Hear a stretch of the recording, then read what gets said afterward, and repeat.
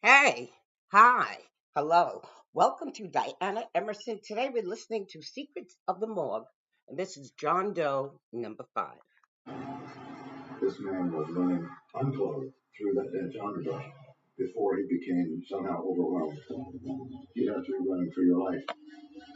We saw the signs of strangulation. We have a total of 5 bodies between 2 counties. I just wanted to be sure we solved it before someone else got killed. Well, what brought it to me? That's what I wonder. Why me? They think they're going to get away with it for taunting the police. I dare you to come and catch me.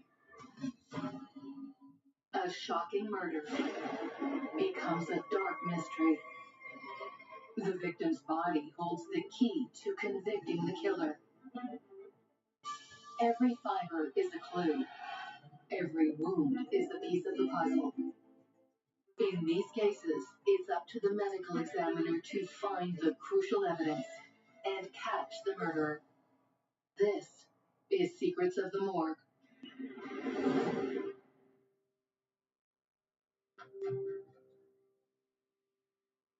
Charlottetown is a nice, peaceful place.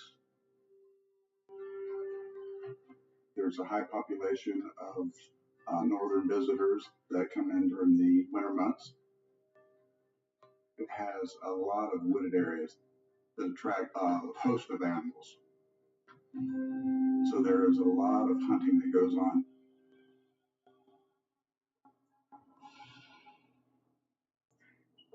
On a cool winter morning, two men out hog hunting make their way down a dirt side road.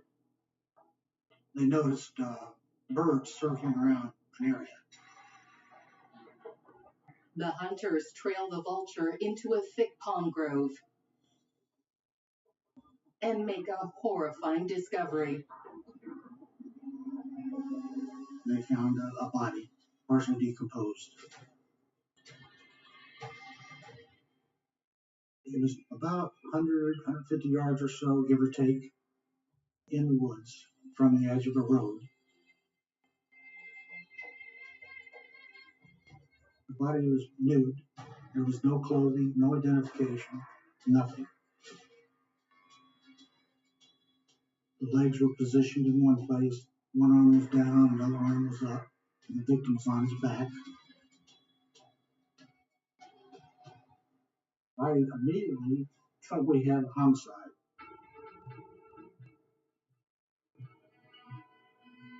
With a victim of a crime, especially in a homicide. I wouldn't be the one to speak for that person, the one that can't speak for himself anymore. The remains are sent to the county medical examiner, Dr. Riazul Imami. Medical examiners, our main motivation is that we are looking into unknown. These homicides or any unnatural deaths, we would like to see why they died. Dr. Imami begins the autopsy. First thing you want to do is to identify the victim so that you can communicate with the family that your loved one has died. Most of the soft tissues is gone from the chest, all the organs, and the abdomen. And the head had some skin on it. The lower part of the body had the skin, but all was leather type, or post-mortem effects. You will identify with the fingerprints, but in this particular case, you have only the bones left. In 1994, DNA testing is not widely available, so Dr. Imami examines the skull for clues to the victim's identity. Without any soft tissues, we are looking at the sutures to determine the age and the sex of the deceased. Approximate age was between 25 and 35. And the second thing, this eyebrows area, we see some roughness. We are looking at a male skull. The young man's body reveals a deeply unsettling fact. The scrotum and testicles were not there. That has been removed.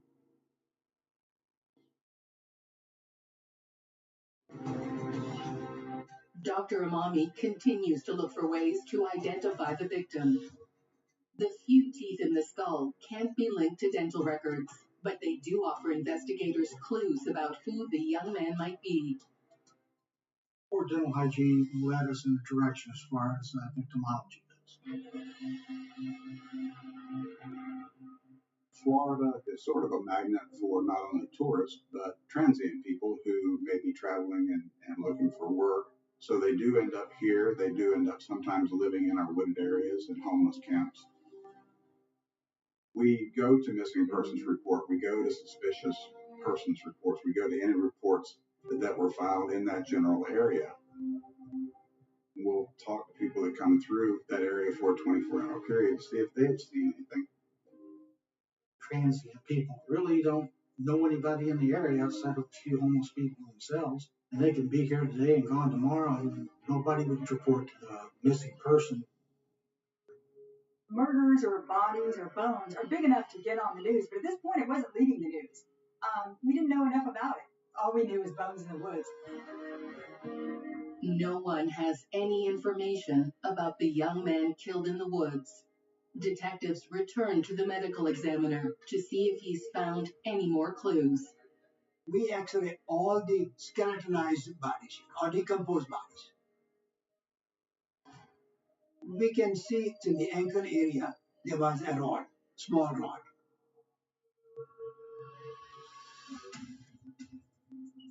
Dr. Amami's discovery of a medical implant is a huge lead. They have serial numbers on them. And in most cases, you can find out where and who received that particular instrument. I went back to the manufacturer on the pen. They couldn't tell me who it was given to, but they could give me a list of the hospitals that received that batch of pens. I issued subpoenas to each of those hospitals for any person that fit that general description that had received surgery on that particular leg and asked for their medical records. So myself and another detective sat at our desks calling every person that we could find in those records to see if they were still around. And we went through them all and didn't come up with any. Everybody was still alive and kicking. After months of relentless investigation, the team exhausts every avenue to identify the young man found in the woods of Charlotte County. We could not identify this person. This person is a John Doe. The manner of death has to be a homicide. But in this case, we don't know the cause of death. Without a name, a cause of death, or any leads, the 1994 murder of John Doe in the woods of Charlotte County turns cold.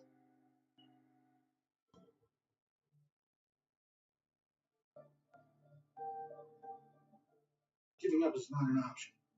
Even if the case went cold, it went on the shelf. Then in early 1996, a pair of crimes in the nearby city of Northport grabs Detective Hobbs's attention. Northport Police Department had responded to a call to where a dog had brought home a skull when it had been out in the woods. Well, they did a search back into the wooded area. That's where they came upon more remains. So the deputies have started searching back through the woods. And then another body was discovered, not too far away from where the skull was found. Investigators fear this is more than a gruesome coincidence. Because of our first discovery, I thought maybe we have a problem. And Rick thought the same thing.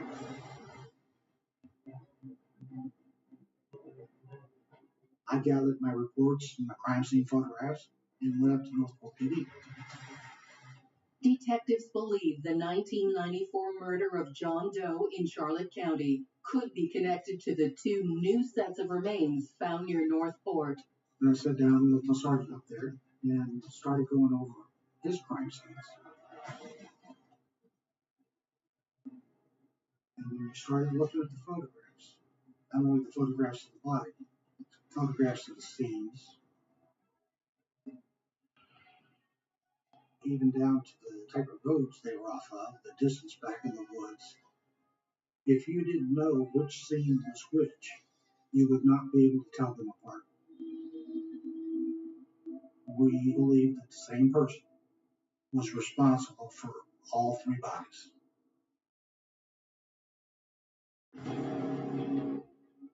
Investigators believe the 1994 murder of a John Doe in Charlotte County is linked to two fresh murders outside the nearby city of Northport.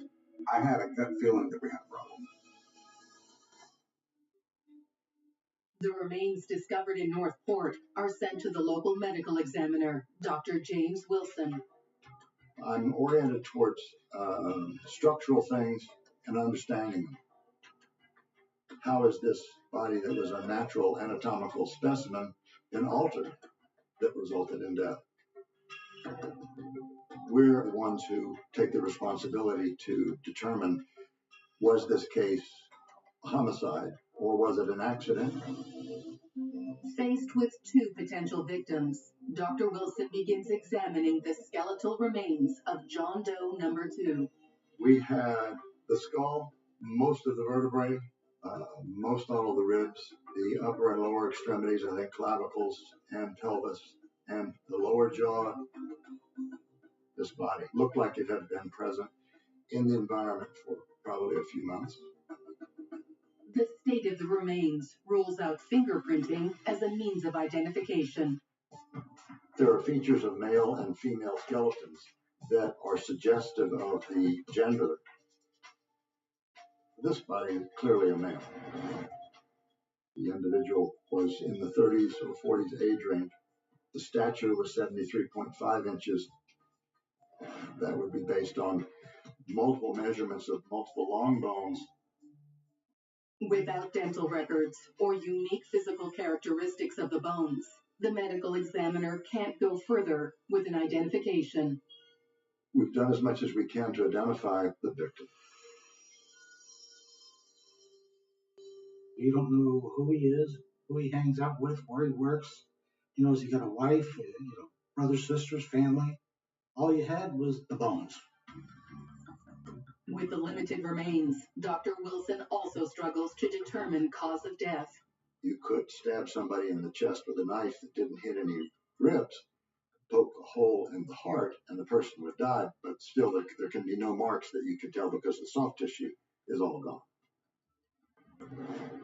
All I can say is that there was some sort of homicidal violence, but it was undetermined exactly what.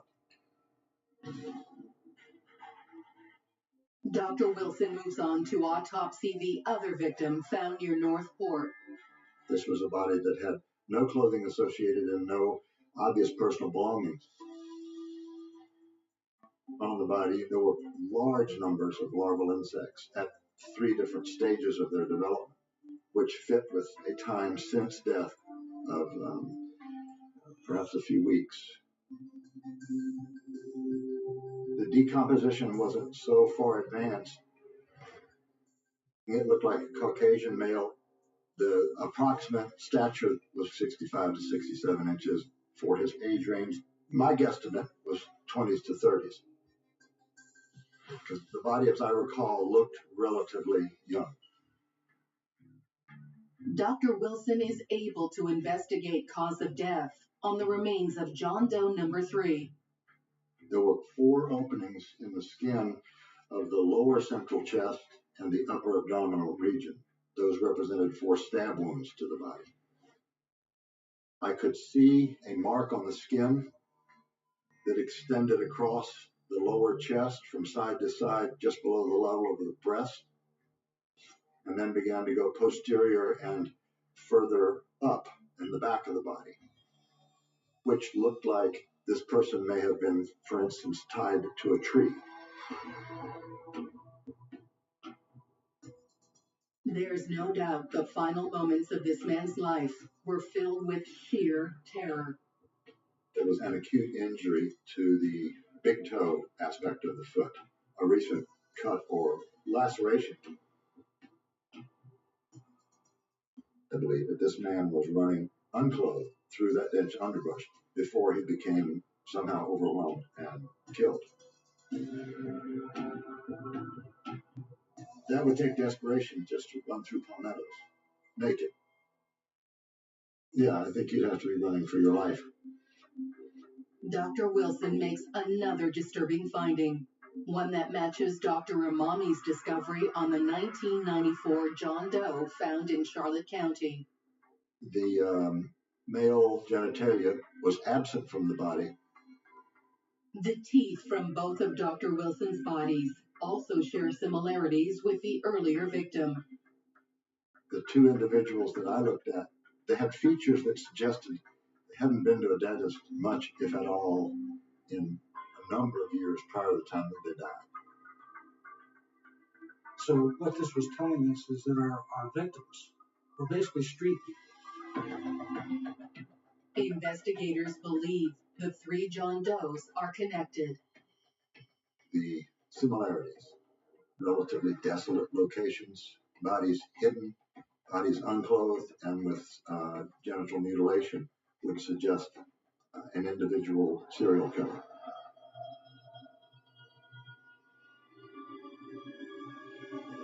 Once you realize that you have a serial killer, the pressure is unbelievable.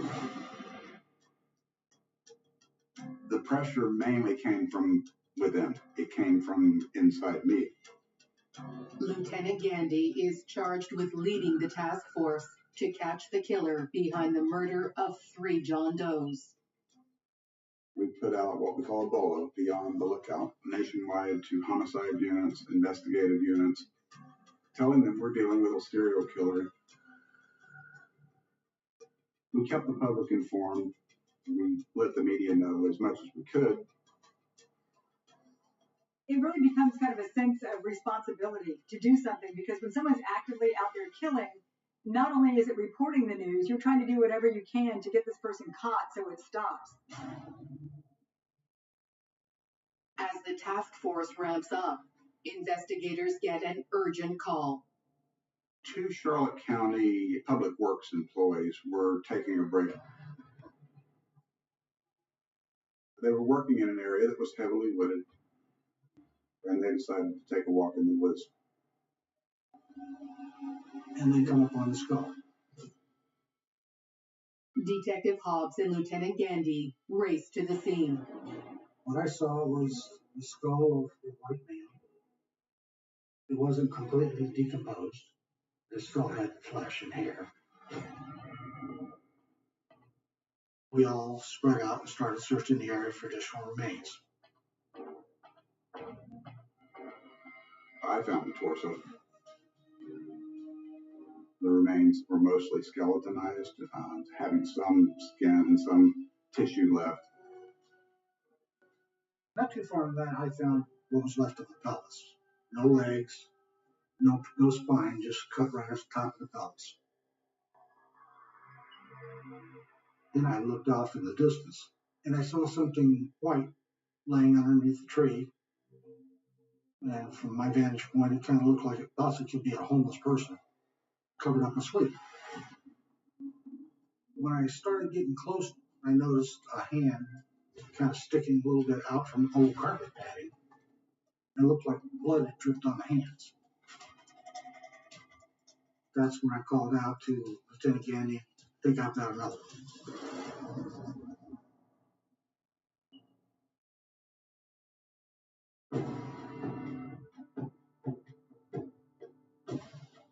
A serial killer is targeting young men across southwestern Florida.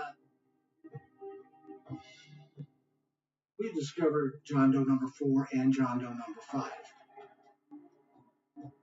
Marginalized communities are easy targets. for serial killers. If somebody's a homeless person and they're living in shelters half the time and they don't show up, it could be weeks or months till somebody actually reports them missing. That's a time gap that is favorable to a serial killer. I just wanted to be sure we solved it before someone else got killed. The bodies of John Doe number 4 and John Doe number 5 are sent to Dr. Riazul Imami. Because of the close proximity, I think the same person most likely is the suspect. He begins the autopsy of John Doe number 4. Most of the organs, soft tissues have gone, and in the pelvis are all bones. This means that the person has been dead for months. But from the skull and from the pelvis, you can say that the person is a male. We have difficulty in identifying the body because there is no fingerprints available. Dr. Imami moves on to autopsy John Doe number 5. It was not too long ago the person had died, probably about 18 to 24 hours or so. After 2 years and 5 bodies, this is the first set of remains found so soon after death. There is a chance it could reveal much more about the victim and the killer. On the external part of the body, there were some rope ligature marks on the neck, on the chest, and also on the abdominal area. And then there were some rope markings on the legs and also on the wrist. It's clear the victim was tied up. And just like John Doe number 3, this young man's body tells a terrifying tale. In this particular case, there was some blood there under the rope markings on both sides of the addendum. The cause of death was asphyxia, secondary to strangulation. Dr. Imami looks over the pelvis and makes a disturbingly familiar finding. We see some post-mortem excision of the genitals. It was very gruesome. He inspects every inch of the wound. We are looking for all the evidences on the surface to see if there is any foreign material there. This was a very sharp type of incision, and the base of the wound was quite clean. Dr. Imami's scrutiny pays off. He finds a tiny chip of blue paint on the pelvis. That paint chip was taken by the law enforcement. The paint recovered from John Doe number 5's body is sent for analysis. Right there during the examination, once we got all the swabbing and all that done, of any particulates or anything on the body, then the crime scene technicians rolled his fingerprints and submitted them into the database. Finally, detectives get what they need. A name. The victim was Richard Montgomery. His age was about 21 years and a Caucasian man. Now we have someone, 5 bodies that's been identified, so we're excited now that we've got somewhere to start. Now we can go back and find family, we can find friends, we can find out what his normal routines were, who he may have come in contact with, what kind of things does he do? And that just opens up the whole investigation. Detectives look into the life of Richard Montgomery. Richie was kind of a happy-go-lucky guy. He lived loud on the streets. He didn't hold down a full-time job anywhere for very long. He fit the profile of our victims. We interviewed his family and some of his friends, some of the people that were with him the last day he was still alive. And during those interviews, we found out Richie was telling a couple of guys that he was going to make an easy $200 that night. Police scrutinize the evidence to build a profile of the predator who killed Richard Montgomery and the other young men. It seems like all the bodies have in common is they're all out in a rural, desolate area. They're all males, white males, and they all appear to be displayed somewhat. On their backs, no clothing, no ID, and the genitalia was removed. Poe's body tells me that the perpetrator is somebody who gets a sadistic thrill out of humiliating their victim. You'll generally find there's a huge sexual component when bodies are posed. It is a presentation that the killer is giving to the police. It's almost like Catch Me If You Can. The perpetrator is what they call a sexual sadist. Basically someone that gets pleasure and gets his sexual gratification through what he does to others. Investigators look for someone in Richard's life who could fit the profile of this violent, disturbed killer. We were looking at numerous suspects, sexual offenders in the area, people that had been around Richie or had a problem with Richie. We had the task force running down every lead we could find, but we still didn't have a name. Then detectives get a lead. I received a phone call from a lieutenant out of the correctional institute, and he told me, I've got an inmate out here that says he knows who your killer is.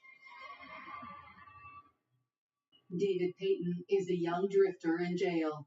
He tells police of a terrifying encounter near Charlotte County. The guy was coming around, offering money to go out in the woods and pose nude. He says, sure. So he jumps in the car, and they take off driving.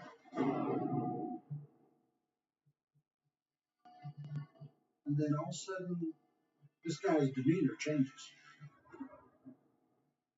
He's from nice and submissive to, very hard and ordering around.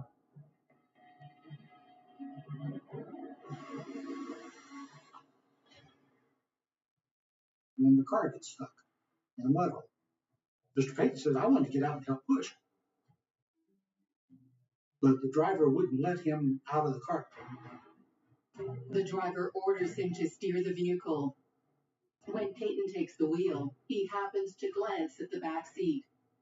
Payton looks around and he sees a tarp, camera, rope, a knife back there. And now he says, fool. Fearing for his life, Payton slams on the gas the second the car hits the road.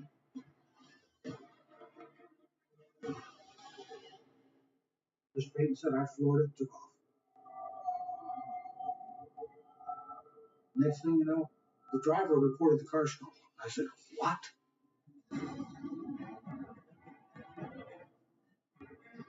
I immediately sent down to the main office and had the case report pulled. And the person that reported it stolen was Daniel Conahan Jr. Detectives suspect the man David Payton barely escaped could be the serial killer they're hunting. My first response was looking up and saying, thank you, Lord. We got a name.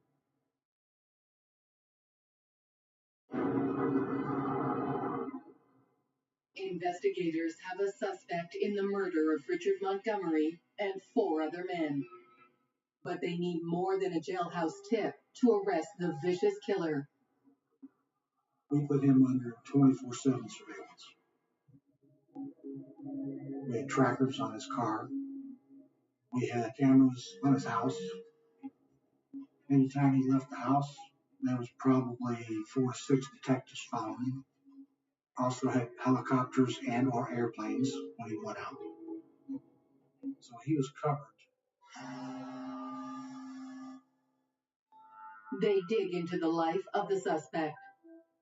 We start doing background and find out who Daniel Conahan is. Conahan initially joined the Navy. He ended up getting discharged. He came down to Florida and he stayed with his parents. He went to nursing school and became a licensed practical nurse. The first time we can place him in Charlotte County was in March of 1993. 1993. It's right before our first pilot scan. Looking to tie him directly to the murders, detectives track Conahan's habits. We found in his credit card records regular purchases being made at Walmart's, Kmart's, all around similar amounts. He was buying cameras, rope, tarps, pliers, knives, and replacement supplies for his murder kit. For investigators, this discovery is a red flag. These kill kits are very common amongst serial killers. These are people who have spent a lot of time thinking about and planning how they're going to kill someone. The task force plans an elaborate sting operation. We picked younger undercover officers that I knew would be able to take care of themselves. The undercover officers pose as homeless drifters and wait patiently for Daniel Conahan to approach. We created a homeless camp. We built it in the woods. We didn't really want to lead him. We wanted him to lead us. In late May 1996, the suspect makes a move. He made contact with one of our undercovers a couple times before he finally said, hey, we'll go out in the woods and pose for some new pictures. Daniel Conahan takes the officer to a remote palm grove. We've got detectives actually in the brush watching them. We had a sniper in a foxhole that we dug just to be sure that nothing happened to our undercovers. He lures the officer deep into the woods. Going there, he talked about the bondage or the photographs. The undercover and Conahan went back there, but for some reason everything was going good. Just all of a sudden, just something clicked. One of those demeanor changes. Conahan backed away and he said, okay, maybe later. He backed out, and that was that. Undeterred, police continue surveillance of the suspect. They soon notice a chilling pattern of behavior. We had followed Mr. Conahan in several locations where he could get out of the car and just feel the area.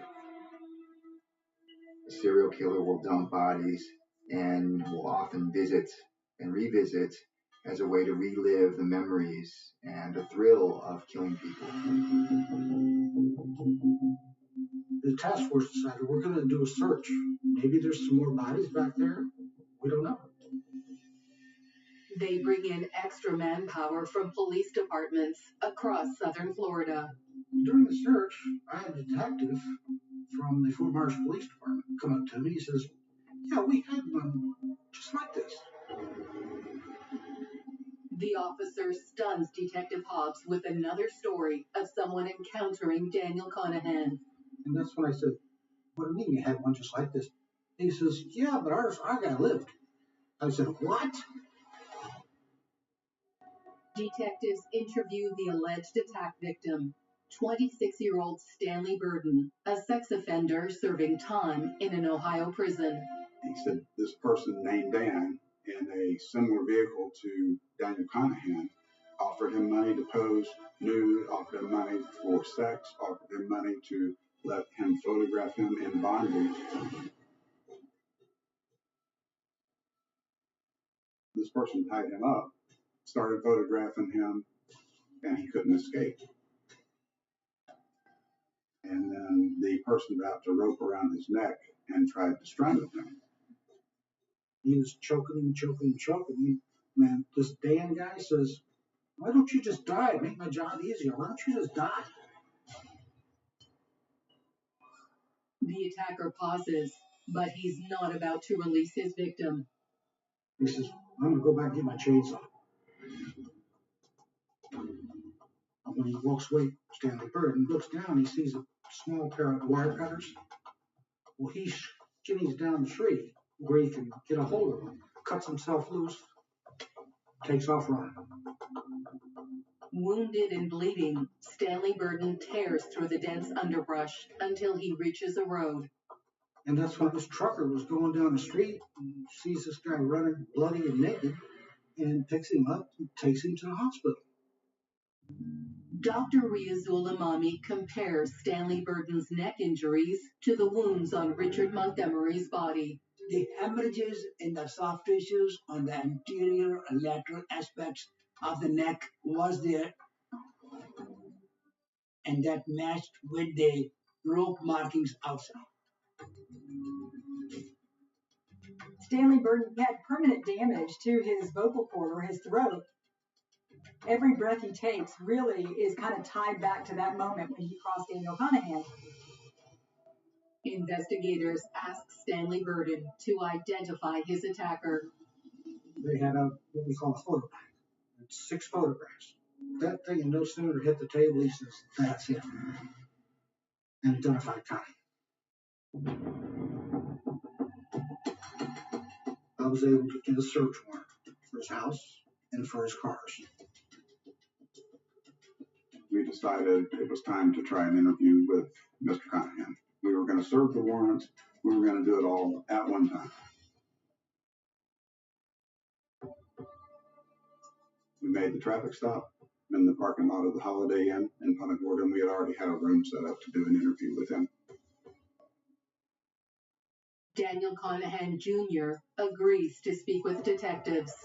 I knew what I wanted to get out of him. I wanted to get a full confession.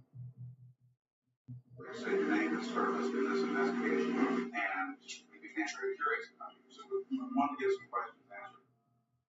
He was nice to me. I was nice to him. He was obviously smart. His upper body language was pretty good. The hitchhikers, we have relationships with them. I think of a hitchhiker and we have engaged and, they sort of come on. But he started almost immediately tapping his leg. And you can see the tablecloth moving up and down like that really quick. Lieutenant Gandy presses Conahan about the murders. Richard Montgomery, the name sounds familiar, Any reason why not? Just the title of the paper and TV. Daniel Conahan denies any involvement in the killings. Detectives know he's lying. He denied lots of things like being into the bondage or offering people money for bondage and so forth, and we clearly had information on that. But I'm pretty much not on record with you guys. I can think of. No doubt in my mind that we had the right guy. For now, we have to prove that he killed these people.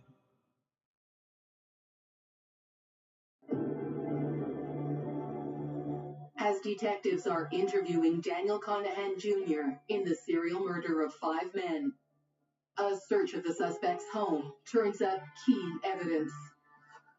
We found the backpack, and we found all the items that were gone in the backpack. We found tarps, 1/4-inch rope, a Polaroid camera, repairing knives. Investigators also take a sample of paint from the suspect's car. During the examination and autopsy, we took a paint chip from Richard Montgomery's body. The person who is committing the crime, he has left hard evidence. The medical examiner recovered a little paint chip right by where the genitals had been removed.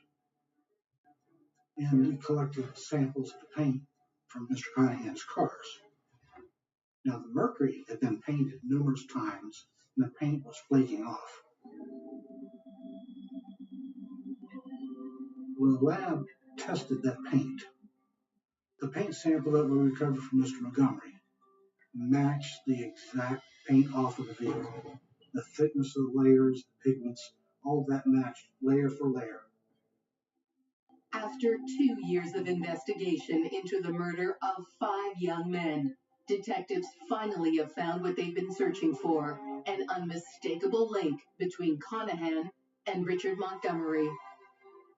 It took 3 years or so before we were able to take him to trial. And he chose to have a trial by judge.